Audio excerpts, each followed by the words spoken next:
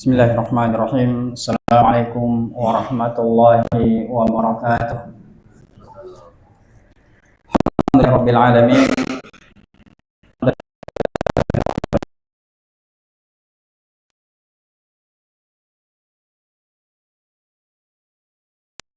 Wa ala alihi wa ashabihi wa man tabi'ahum bi ihsan ila yaumiddin. Semoga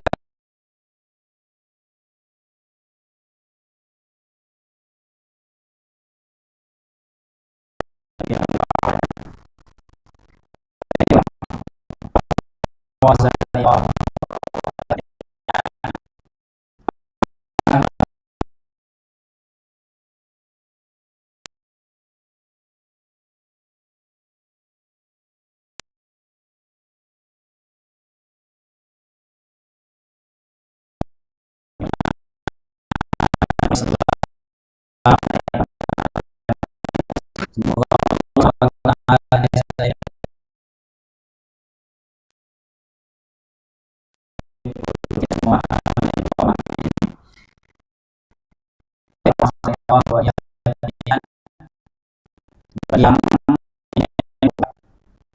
yang melihat ringkasan materi kita bisa dibuka di grup ikhwah atau beberapa grup, ada grup wali santri atau ada beberapa grup yang lainnya yang sudah ana share, yaitu ringkasan materi kita pada malam hari ini.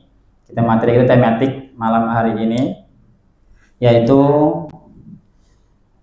kiat agar kita bisa terhindar dari musibah, bencana, dan semisal itu. Terutama tentunya adalah musibah yang paling kita takutkan ini adalah musibah dalam urusan agama. Kalau musibah urusan dunia, kalau orang ditimpa musibah, itu kadang dia malahan dapat keutamaan. Dia bisa dapat pahala yang besar terhadap musibah yang menimpanya itu. Karena para ulama setelah meneliti dari ayat-ayat hadis-hadis Nabi Shallallahu Alaihi Wasallam, orang ditimpa musibah itu ada 4 keadaan. Pertama, dia 4 keadaan di sini maksudnya adalah 4 sebab diturunkannya musibah itu. Ada 4 tujuan Allah Subhanahu wa taala menurunkan musibah itu. Pertama, tujuannya untuk menguji, sebagai ujian untuk hamba-hambanya ini. Allah ingin menguji, yaitu kesabarannya, keimanannya, keistiqomahannya, dan semisal itu, keteguhannya. Kemudian yang kedua, yaitu Allah menurunkan ujian karena ini paling berbahaya, karena memang dosa-dosa orang tersebut. Seperti Allah menurunkan musibah kepada Fir'aun dan kaumnya, tentaranya, kaum Tsamud, kaum Ad, kaum Lut, dan yang semisalnya. Kemudian yaitu musibah ini bentuknya Allah Subhanahu wa taala menurunkan justru karena Allah Subhanahu wa taala mencintai orang tersebut. Jadi Allah timpakan musibah. Maka Nabi sallallahu alaihi wasallam menjelaskan, inna awamal jazaa'i awamal bala, sesungguhnya yaitu musibah yang paling besar itu menimpa kepada siapa? Al-anbiya wa rasul, yaitu kepada para nabi dan para rasul. Ini yang paling berat ujiannya. Padahal mereka paling Allah cintai.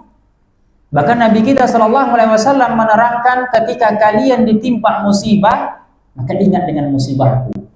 Karena tidak ada musibah yang lebih berat, musibah dunia, menimpa seseorang melebihi yang dirasakan Nabi Shallallahu Alaihi Wasallam. Orang apa? Musibah mungkin yang paling berat ditinggal keluarga, Nabi ditinggal orang-orang yang dicintai, bahkan berlahir dalam keadaan yatim. Bahkan istilah kita yatim piatu, besar ayah ibunya telah meninggal dunia.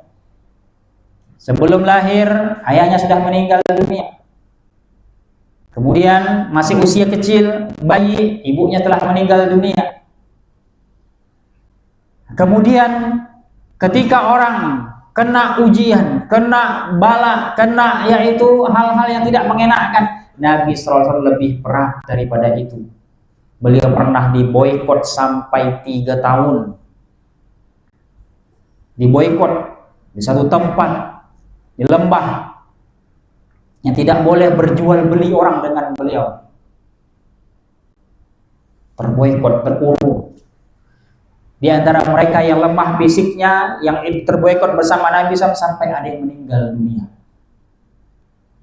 Sampai-sampai sahabat mengatakan tidak ada yang bisa dimakan kecuali hanya daunan saja. Tidak ada yang musibah yang paling berat menimpa seseorang melainkan yang dirasakan Nabi SAW.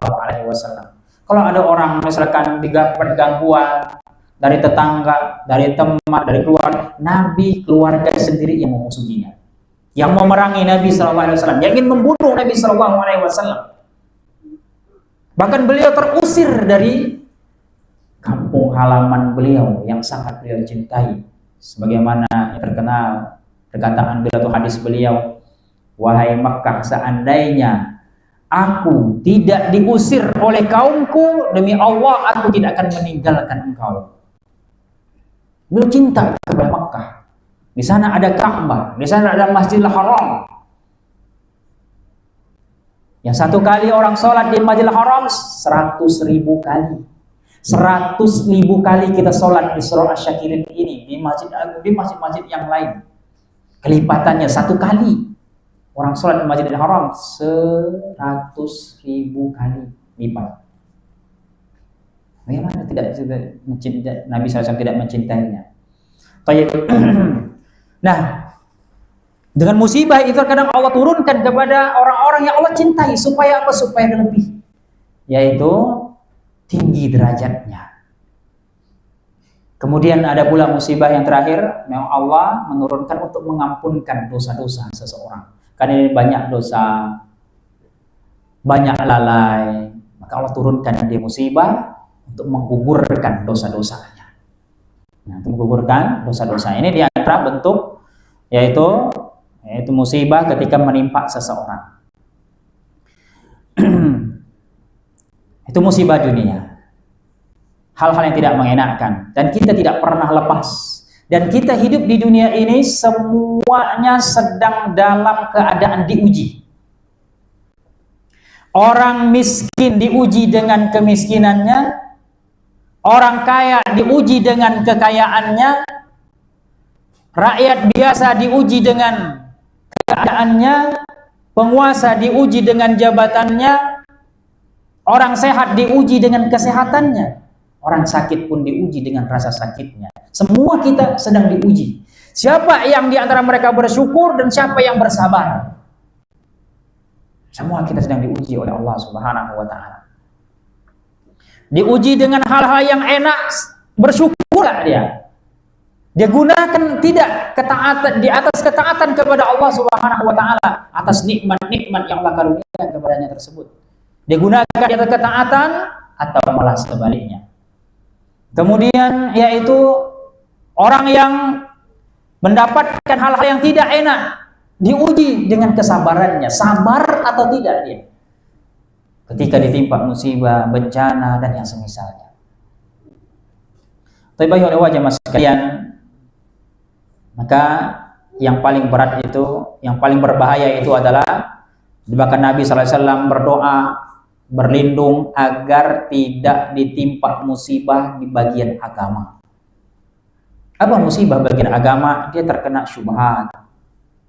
Dia memiliki pemahaman sehingga dia menyimpang dari jalur yang hak. Dia keluar dari rel yang lurus. Ini yang paling berbahaya. Orang terkena syubhat. Ada apa tidak begini? Bukan 1, 2. Orang yang terkena syubhat, terkena syahwat, ini paling bahaya. Musibah terbesar dalam agama itu. Syahwat dan syubhat. Syubhat kaitannya dengan pemahaman, kerancuan. dalam beragama sehingga orang menyimpang darinya, menyimpang dari jalan yang hak, memiliki menyimpang dari jalur yang benar. Pasti ada, tidak bisa kita hindari, nggak pernah bisa kita kikis, tidak pernah bisa kita tiadakan dari dunia ini, pasti ada. Cuman kita berusaha meminimalisir, berusaha mencari pahala dari mengajak orang kepada hidayah.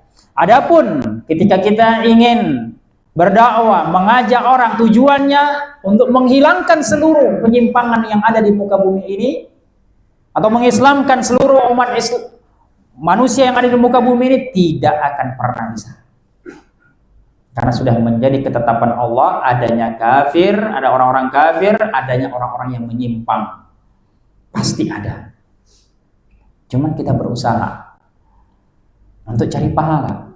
Karena dengan kita mengajak seseorang, itu dapat pahala. Mengajaknya saja sudah dapat pahala yang besar. Wa man ahsanu qawlan mimman da'a ilallah. Kata Allah Subhanahu wa taala, siapakah yang lebih baik keadaannya daripada orang yang mengajak seseorang karena Allah Subhanahu wa taala, mengajak ke jalan Allah karena Allah, mengajaknya saja dapat pahala.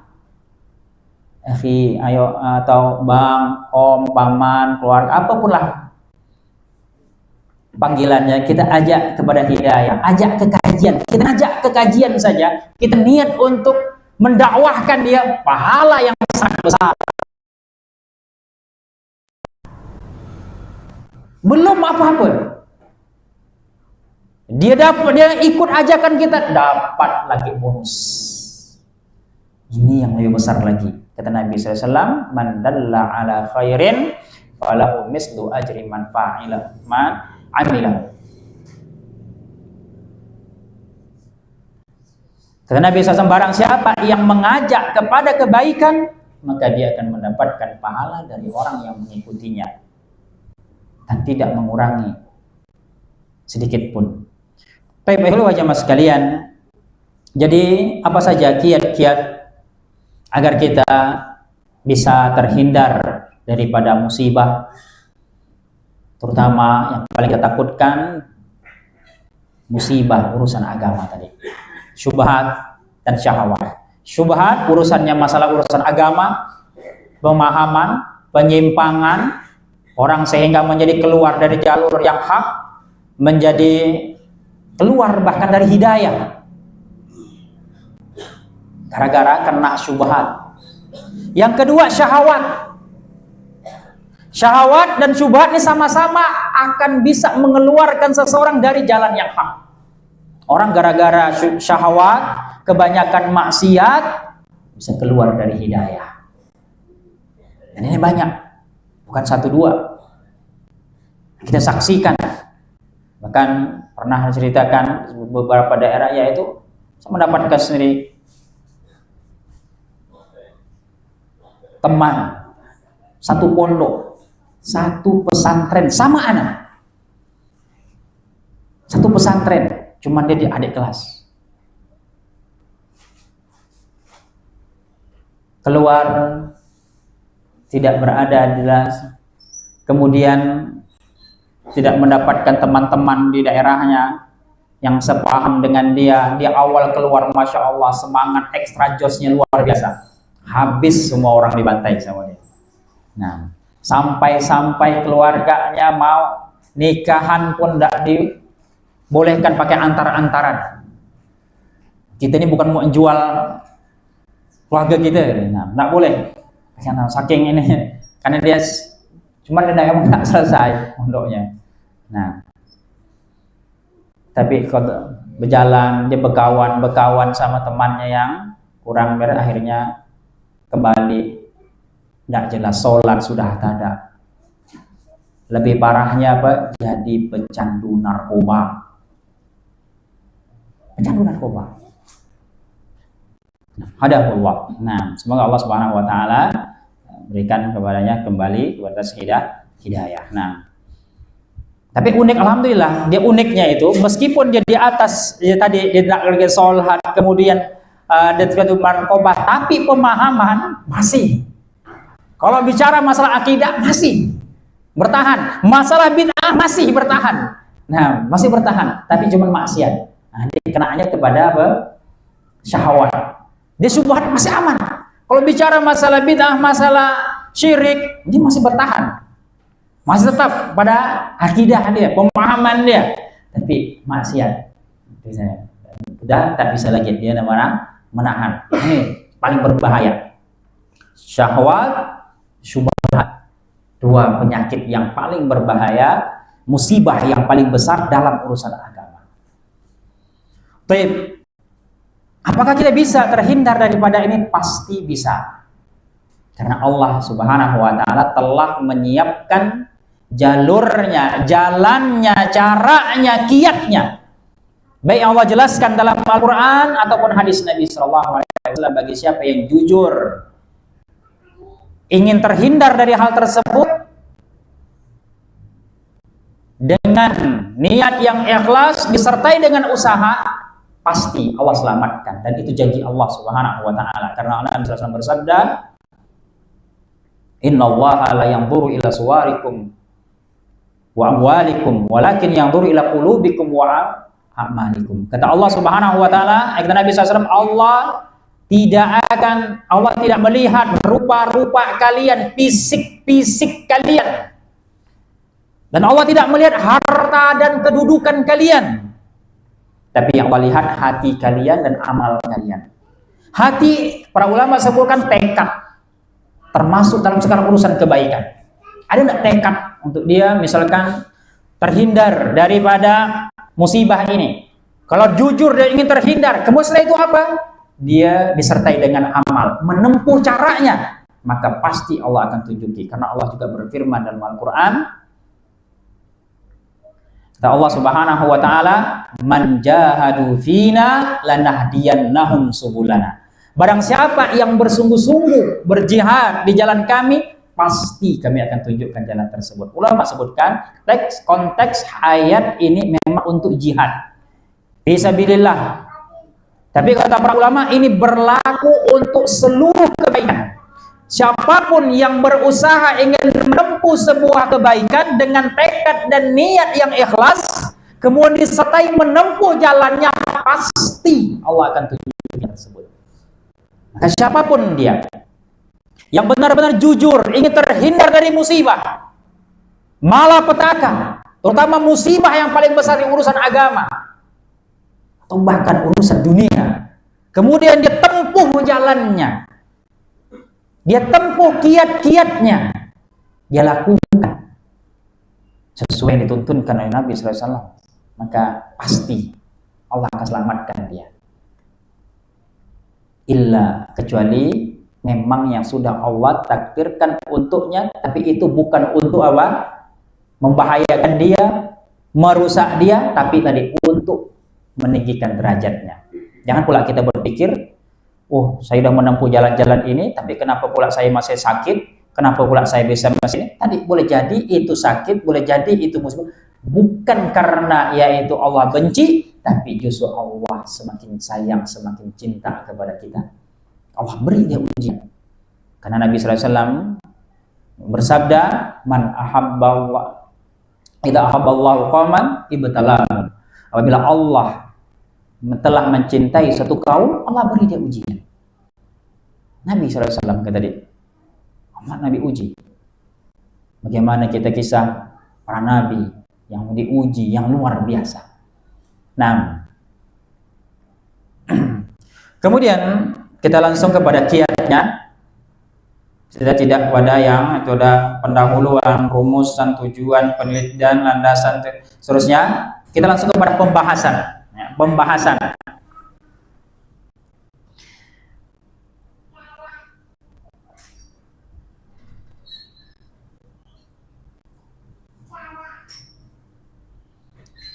Baik, apa kiat yang pertama? Kiat pertama dan utama tentunya adalah ketakwaan kepada Allah Subhanahu wa taala. Ketakwa di sini Ini kita diringkas ya, poin-poinnya ini kita diringkas. Takwa di sini masuk ke dalamnya tauhid. Karena apa? Karena orang yang paling bertakwa itu orang paling bertauhid. Maka para ulama sebutkan, kalau kita di Indonesia, para asatidah kita dalam mengkritisi sebagian, yaitu para khutbah, para yaitu khotib-khotib yang selalu mewasiatkan di hari Jumat untuk mengajak bertakwa, tapi tidak dijelaskan hakikat takwa yang sebenarnya itu seperti apa. Takwa secara umum orang hanya memahami, yaitu takwa itu adalah melaksanakan perintah Allah, meninggalkan larangan Allah, betul di situ. Tapi yang paling inti perintah itu apa? Perintah untuk apa? Mentauhidkan Allah Subhanahu wa taala. Sebagaimana Muhammad At-Tamimi menjelaskan dalam kitab salah satu usul. Dia menjelaskan wa'adhamu ma amarallahu bi at-tauhidu wa'adhamu ma naha anhu asyirku. Perkara yang perintah yang paling besar yang Allah perintahkan dalam Islam ini perintah mentauhidkan Allah Subhanahu wa taala. Bahkan ayat pertama kali dalam Al-Qur'an tentang perintah di dalam Al-Qur'an itu kan ayat-ayat perintah, ayat-ayat larangan, ayat-ayat hukum, ayat-ayat kisah. Nah, isi perintah dalam Al-Qur'an pertama kali perintah mentauhidkan Allah Subhanahu wa taala. Jadi takwa di sini dimaksud adalah masuk ke dalamnya adalah mentauhidkan Allah Subhanahu wa taala. Karena orang tidak dikatakan dia bertakwa dengan sebenar-benarnya takwa sebagaimana yang perintahkan ya ayyuhalladzina amanu taqullaha haqqa tuqatih. Wahai orang beriman, bertakwalah kepada Allah dengan sebenar-benarnya. Apa sebenar-benarnya takwa? Orang pertama kali mentauhidkan Allah Subhanahu wa taala. Itu hakikat bertakwa kepada Allah Subhanahu wa taala. Dan itu tujuan Allah menciptakan jin dan manusia ini, mentauhidkan Allah Subhanahu wa taala. Wal jinna wal insa ya'budun, kata Allah Subhanahu wa taala, tidak menciptakan jin dan manusia kecuali untuk beribadah kepada. Beribadah intinya mentauhidkan Allah Subhanahu wa taala. Dengan terangkan sahabat Ibnu Abbas, maksud dari perintah di sini adalah ya'budun ayyu kepadaku, mentauhidkanku, kata sahabat Ibnu Abbas. Jadi perintah pertama. Ini tujuan Allah Subhanahu wa taala menciptakan kita. Yang apabila seseorang sudah bertakwa kepada Allah, kata Allah Subhanahu wa taala, "Lau kana 'alal qura amanu wattaqu la fatahna 'alaihim barakatin minas sama'i wal ardh." Seandainya penduduk suatu negeri, penduduk suatu daerah itu beriman dan bertakwa kepada Allah, dengan sebenar-benarnya keimanan dan ketakwaan, Allah akan turunkan keberkahan dari langit dan dari bumi. Nah, ini yang masalah kita di Indonesia ya. Kita Masya Allah, kita lihat bencana di mana-mana, musibah di mana-mana. Sebagian dari kita, alhamdulillah, yang kena musibah ini sebagian Masya Allah. Dan saya pernah dapatkan langsung.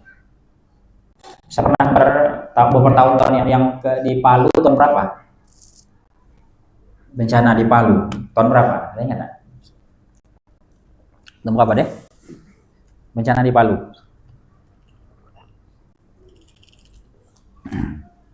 Nanti searching dulu. Ya, inti saya mendengar langsung. Ketika itu alhamdulillah dapat kebagian, dan itu di bulan apa? Menjelang Desember itu. Karena pas ketika itu saya ingat sekali, saya bagian dapat kebagian ketika itu pas karena musim liburan, ini Desember. Kita udah liburan, dan anak bagian daripada ikut ke sana, saya yang bagian pembinaan. Itu sampai anak berangkat ke sana itu bawa koreksian. Nilai. Ini mau semester mau liburan semester. Bulan Desember ini bawa koreksian anak di sana karena belum sempat selesai ngoreksi, anak koreksi di sana, anak kita nilainya. Nah setelah itu langsung daurah ke Bukhari. Anak ingat sekali waktu itu peristiwa karena di daurah di Bukhari awal Januari. Selesai dari sana, anak langsung balik Pontianak, langsung ke Solo, yaitu di Bukhari, langsung daurah di sana. Nah itu ingat pas di awal Januari, itu Desember juga. Itu musibah, termasuk musibah dunia terbesar. Ini masuk kategori musibah dunia terbesar. besar di Palu itu. Karena 3 musibah besar sekali, yang ada gempa, ada tsunami, ada orang ditelan bumi, nah, tanah bergerak, tanah bergulung, ya, subhanallah. Nah, baik. Nah, di apa yang saya dengar, mereka mengatakan ini, Ustaz, ini sebenarnya musibah ini bagi kami bukanlah musibah, tapi bagi kami ini rahmat, Ustaz. Rahmat, Masya Allah. Padahal rumahnya rata dengan tanah. Dan dia mengatakan itu rahmat. Kenapa Ustaz kami mengatakan rahmat? Dulu kami sebelum ada bencana ini kami tak kenal sholat, kami tak tahu tauhid, tak tahu syirik. Tapi dengan musibah ini, Masya Allah, mereka 5 waktu sholat. Kita bikin masjid darurat dari rumah, ya, sebagai masjid. Ya, sekarang alhamdulillah masjid sudah jadi. Sudah sering usaha-usaha besar untuk isi di sana. Kita sana di Lombong, sana jauh dari Palunya, bukan di kota Palu, di Lombong daerah jauh lagi. Baik. Nah, ini yang paling tadi musibah ini yang ketika menimpa urusan dunia, tapi yaitu apa? Kebaikan yang didapatkan yang lebih besar. Dan kemudian jemaah sekalian, yang kedua, yang pertama kiatnya kita bertakwa kepada Allah Subhanahu wa taala. Ini kita terhindar daripada musibah urusan agama dan musibah urusan dunia. Allah akan jaga. Kemudian yang kedua yaitu berdoa. Kita banyak berdoa kepada Allah Subhanahu wa taala. Tapi doa harus disertai dengan usaha. Laksanakan poin pertama disertai dengan doa, maka insya Allah kita akan terhindar daripada 2 musibah besar. Musibah urusan akhirat atau musibah dalam urusan dunia. Nah, ini jelas kan, berdoa ya, itu doa-doa banyak. Kemudian yang ketiga yaitu kita juga perbanyak zikir kepada Allah Subhanahu wa taala. Ini juga sebab terhindar dari musibah. Terutama zikir yang memang sudah Allah syariatkan kepada kita untuk dirutinkan, seperti zikir setelah sholat, zikir pagi petang, zikir yaitu sebelum tidur, zikir-zikir sebelum tidur. Imam Fudail bin Iyad mengatakan, barang siapa yang dia rutin zikir setelah sholat, zikir setelah zikir pagi petang, kemudian zikir-zikir sebelum tidur, ini sudah tergolong orang-orang yang Allah janjikan dalam firman-Nya, adzakirina wadzakirat adallahu, yaitu orang-orang, termasuk orang-orang yang banyak berzikir kepada Allah yang Allah janjikan dengan surga. Apabila dirutin zikir setelah sholat, zikir pagi petang, zikir-zikir sebelum tidur. Nah, kemudian kalau mau tambahkan zikir-zikir yang lainnya. Zikir ini mudah, amalan yang sangat mudah. Syekh Sulaiman Al-Utsaimin menjelaskan, zikirnya sebenarnya nikmat. Di surga itu, beliau menjelaskan, menukil dari ayat dan hadis Nabi SAW, meneliti kemudian mengatakan bahwasanya di surga itu tidak ada lagi yaitu amalan, tidak ada lagi sholat, tidak ada lagi puasa, tidak ada lagi menuntut ilmu. Di surga itu tinggal kita menikmati semua yang ada di surga itu. Apa yang kita hayal, Allah wujudkan. Waladaina masjid, dan kami tambahkan hal-hal yang tak mampu dihayalkan. Kalau di surga silahkan menghayal apapun, Allah wujudkan. Tapi di dunia jangan. Kita banyak menghayal, lepas dari dunia waras, hidup di dunia hayalan nanti kita. Nah, kalau udah hidup di dunia hayalan, ada ketawa seorang, ngomong-ngomong seorang, nangis-nangis seorang, tak ngambung dengan orang. Nah, karena hidupnya di dunia hayalan, dia hanya hayalan dia ya. Hayalan ketawa dia seorang, hayalan nangis dia seorang. Nah, lepas. Nah, tapi kalau di akhirat di surga, kata Allah, silahkan mau hayal apapun Allah curahkan. Baik, jemaah sekalian, kecuali zikir, kata beliau. Kecuali zikir itu ada, tetap ada zikir. Apakah seperti apa zikir? Wallahu a'lam, yang itu zikir. Zikir senantiasa ada. Ini menunjukkan kata beliau bahwa zikir itu nikmat. Zikir itu nikmat karena semua di surga itu nikmat. Nah, alangkah ruginya kita ketika di dunia ini kita tidak mampu menikmati zikir ini. Alangkah ruginya kita diberatkan untuk berzikir karena amalan paling mudah, tidak ada yang paling ringan ibadah ini melebihi zikir. Ibadah yang sangat ringan zikir ini. Ibadah perbuatan yang paling ringan. Amalan yang paling ringan zikir. Seperti kita ngomong, kalau kita ngomong kadang bukan pada capek, kita ngomong tuh, misal badan yang capek. Ngomong kita tidak pada capek, kita ngobrol semalaman tidak ada kita yang besok kita pegal mulut karena kebanyakan ngomong tidak ada pegal mulut, yang ada badan pegal. Nah, apa pegal tadi malah ngobrol. Nah, mulut yang ngobrol, badan yang pegal. Tidak ada capeknya. Setelah kita berzikir, nggak ada, cuman beda kata-kata ya. Nah, ketika kita menjadi berat, nah kita pertanyakan. Nah, dan jauh berzikir, maka itu akan memudahkan kita untuk selamat dari musibah, selamat dari malapetaka, selamat dari gangguan syaitan. Syekh Ali Hasan rahimahullah mengutip dari itu yang hadis Nabi sallallahu alaihi wasallam. Beliau memberikan sebuah perumpamaan bahwasanya, ini dikutip juga dari kata Imam Al-Qayyim rahimahullah, orang yang berzikir itu dia seperti orang yang dikejar perampok atau dikejar pembunuh, orang yang ingin membunuh dia, kemudian dia masuk ke benteng yang kokoh, kemudian kunci benteng itu, orang di dalam tidak bisa masuk. Kayak ginilah misalkan orang kita masuk, kunci pintu, orang tidak bisa masuk. Tapi bentengnya bukan seperti ini, masih bisa dijemput, bentengnya kokoh. Perumahan.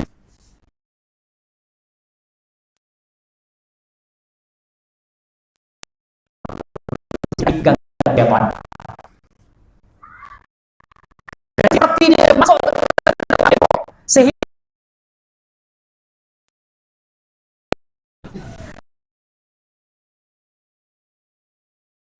maka kata Imam sahabat Ibnu Abbas, beliau mengatakan jika orang berzikir ingat kepada Allah itu perumpamaannya,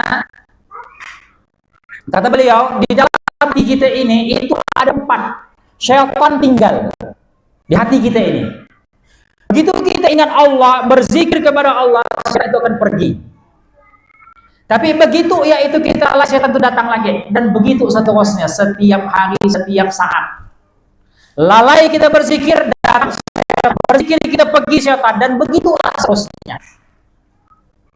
Maka kalau kita coba berzikir, kita khusyuk berzikir, kita akan teringat untuk ibadah yang lain yang akan kita lakukan.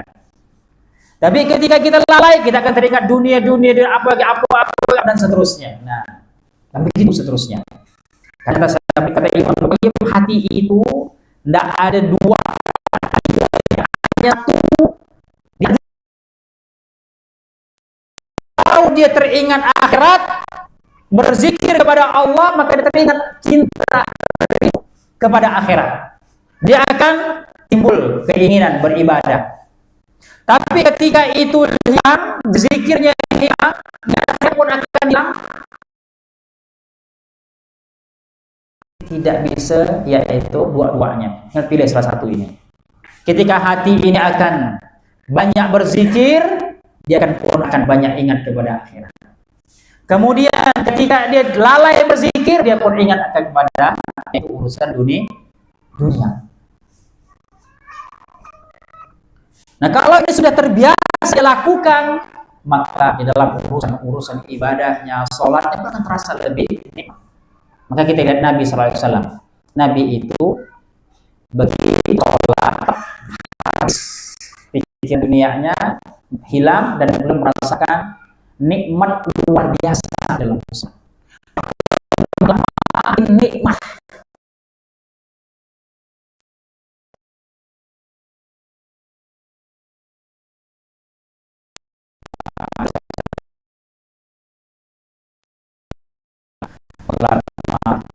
Habis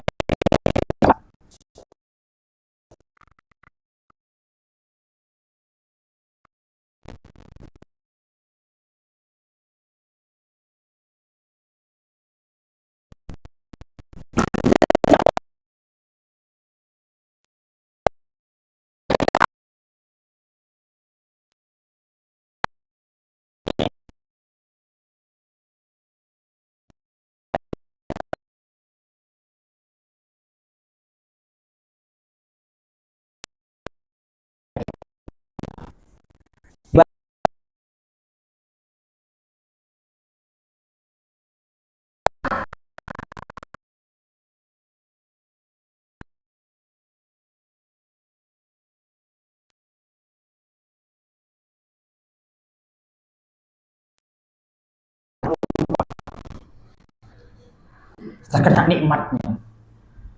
Oke, ini apa sekalian? Kalau sudah begitu keadaannya,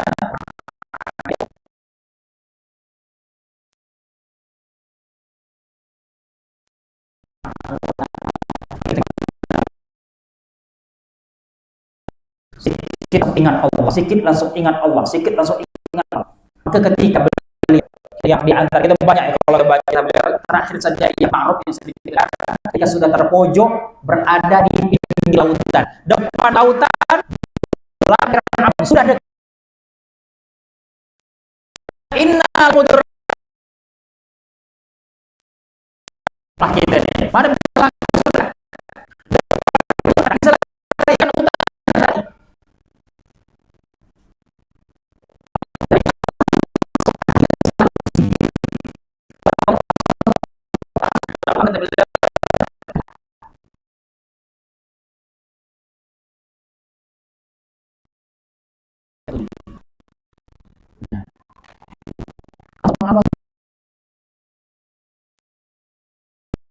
pukulkan tongkatnya. Nah,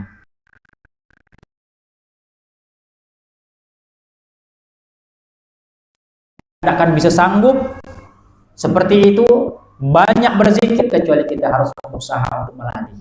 Mungkin sehari kita coba dulu istighfar 200 kali, bersalawat, kasusnya yang apa kita selawat banyak, istighfar yang banyak, berzikir yang banyak. Terus apa yang kita latih sehari, 2 hari, 3 hari, insya Allah nanti kan ya itu ya.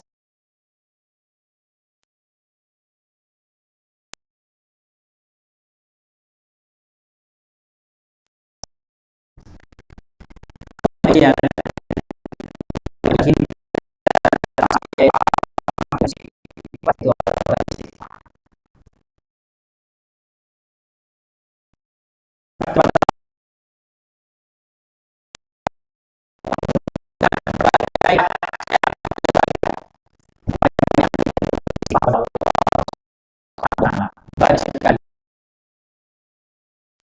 sekali beliau katakan wajah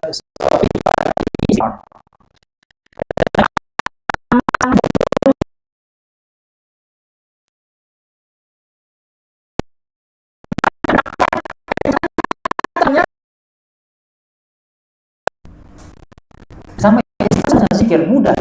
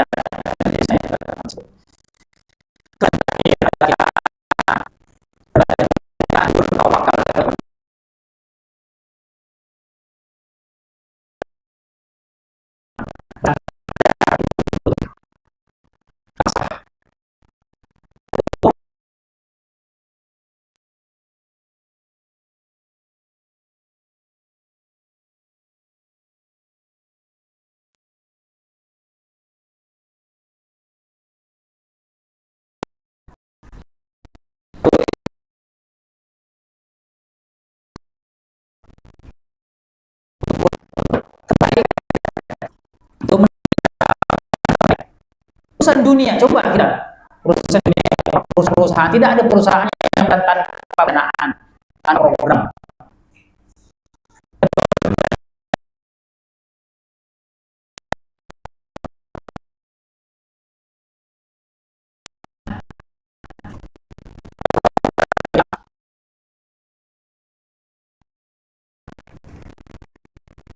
Tentu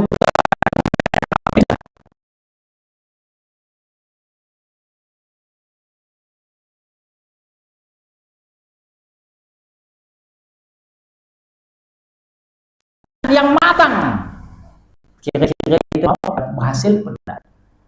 Urusan saja itu orang mau berhasil perlu perencanaan yang matang, perlu strategi yang bagus.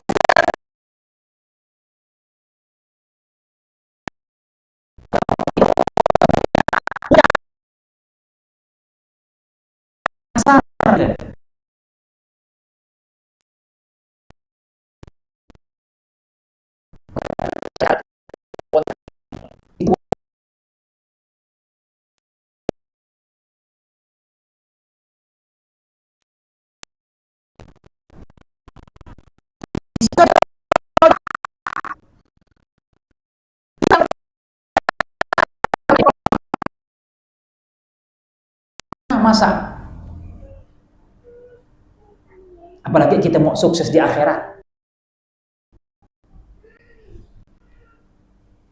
tentunya kita harus butuh yaitu benar-benar perencanaan. Nah, perencanaan ini semuanya ini bagian dari tawakal.